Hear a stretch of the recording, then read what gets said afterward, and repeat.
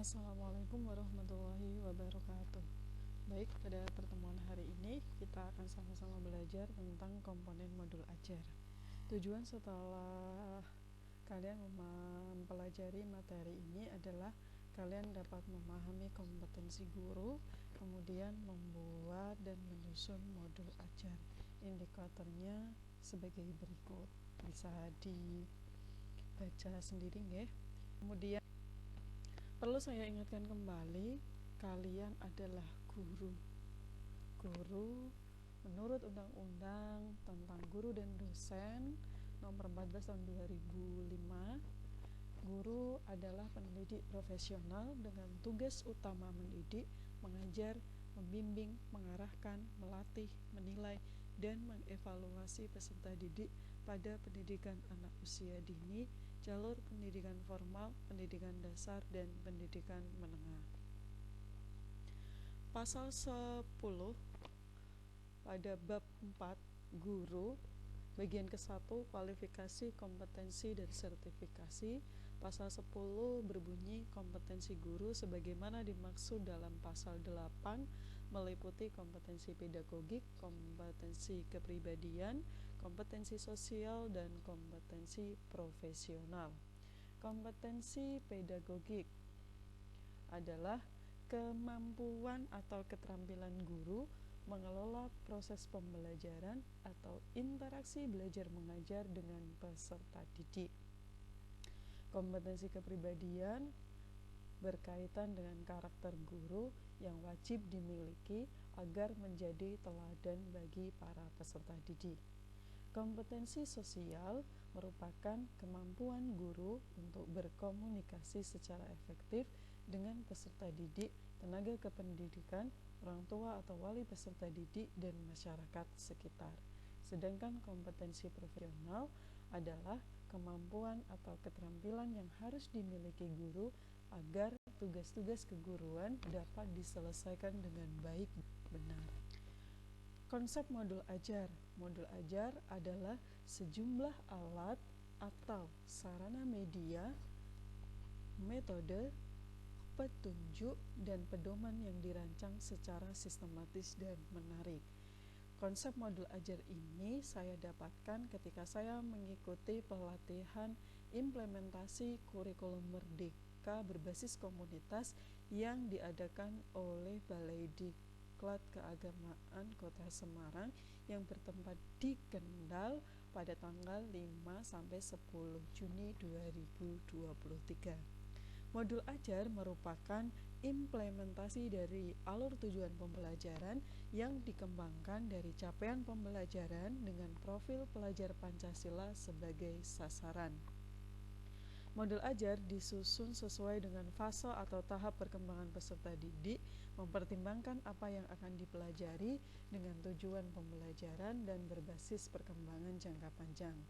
Guru perlu memahami konsep mengenai modul ajar agar proses pembelajaran lebih menarik dan bermakna. Komponen modul ajar yang perlu saya tekankan kepada calon Bapak Ibu guru. Guru dalam satuan pendidikan diberi kebebasan untuk mengembangkan modul ajar sesuai dengan konteks lingkungan dan kebutuhan belajar peserta didik. Modul ajar dilengkapi dengan komponen yang menjadi dasar dalam proses penyusunan. Komponen modul ajar dalam panduan dibutuhkan untuk kelengkapan persiapan pembelajaran.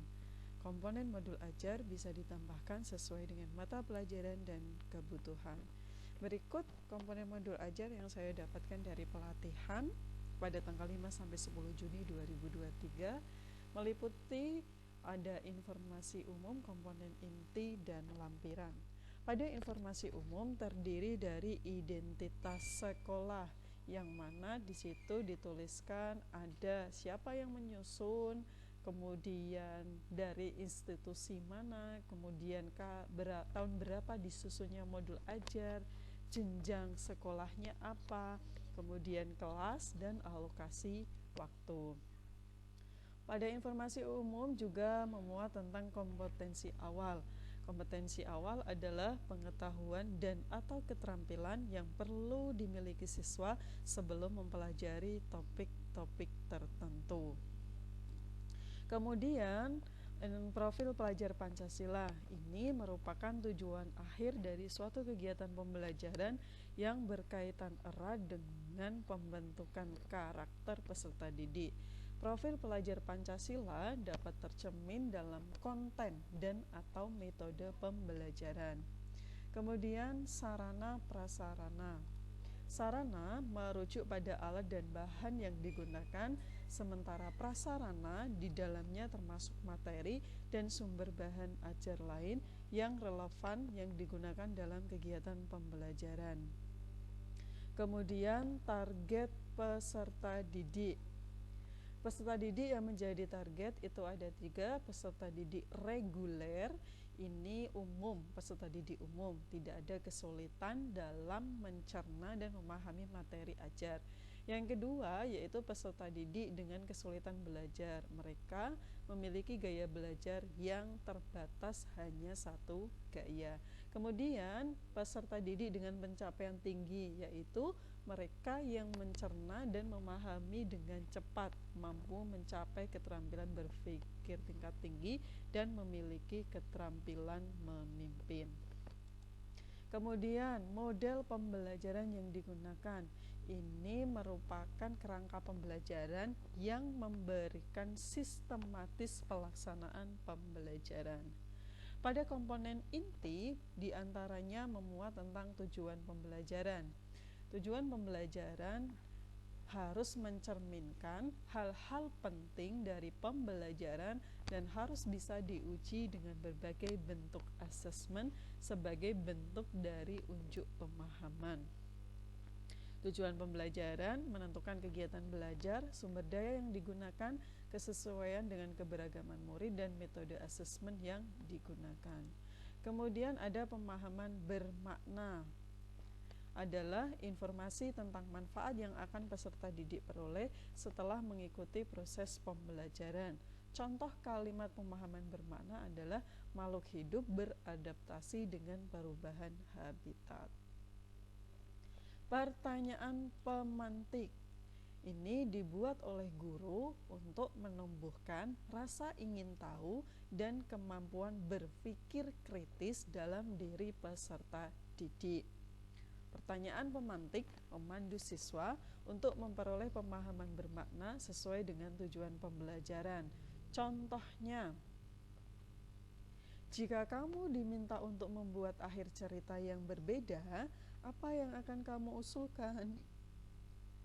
Kemudian, dalam kegiatan inti juga perlu adanya kegiatan pembelajaran. Nah, kegiatan pembelajaran ini kalian, saya yakin sudah paham dan sudah mengetahui betul, bahkan sampai hafal, yang mana di kegiatan pembelajaran itu nanti ada kegiatan pendahuluan, kegiatan inti, dan kegiatan penutup. Kemudian ada asesmen. Asesmen ini digunakan untuk mengukur capaian pembelajaran di akhir kegiatan. Kriteria pencapaian harus ditentukan dengan jelas sesuai dengan tujuan pembelajaran yang ditetapkan. Jenis asesmen itu ada asesmen diagnostik sebelum pembelajaran, kemudian ada asesmen formatif selama proses pembelajaran, dan asesmen sumatif yaitu akhir proses pembelajaran. Kemudian ada pengayaan dan remedial. Pengayaan adalah kegiatan pembelajaran yang diberikan pada peserta didik dengan capaian tinggi agar mereka dapat mengembangkan potensinya secara optimal. Sedangkan remedial diberikan kepada peserta didik yang membutuhkan bimbingan untuk memahami materi atau pembelajaran mengulang. Kemudian ada refleksi peserta didik dan guru. Refleksi ini baik peserta didik dan guru dia bisa mengukur kemampuan sendiri, apa yang sudah dipahami, apa yang sudah dilaksanakan, apa yang belum dipahami, apa yang belum dilaksanakan. Kemudian juga bisa secara bersama-sama antara peserta didik dan guru membuat rangkuman dari materi yang telah diajarkan, baik itu materi dilakukan secara tertulis maupun dilakukan secara lisan. Pada bagian lampiran dalam komponen modul ajar itu ada LKPD. LKPD ini ditujukan untuk peserta didik. Kemudian ada bahan bacaan guru dan peserta didik. Ini digunakan sebagai pemantik sebelum kegiatan dimulai atau untuk memperdalam pemahaman materi pada saat atau akhir kegiatan pembelajaran. Kemudian ada glosarium. Glosarium ini merupakan kumpulan istilah-istilah dalam suatu bidang secara alfabetikal yang dilengkapi dengan definisi dan artinya. Glosarium diperlukan untuk kata atau istilah yang memerlukan penjelasan lebih mendalam. Sedangkan daftar pustaka merupakan sumber-sumber referensi yang digunakan dalam pengembangan modul ajar. Standar proses ini yang perlu kalian ingat dan catat.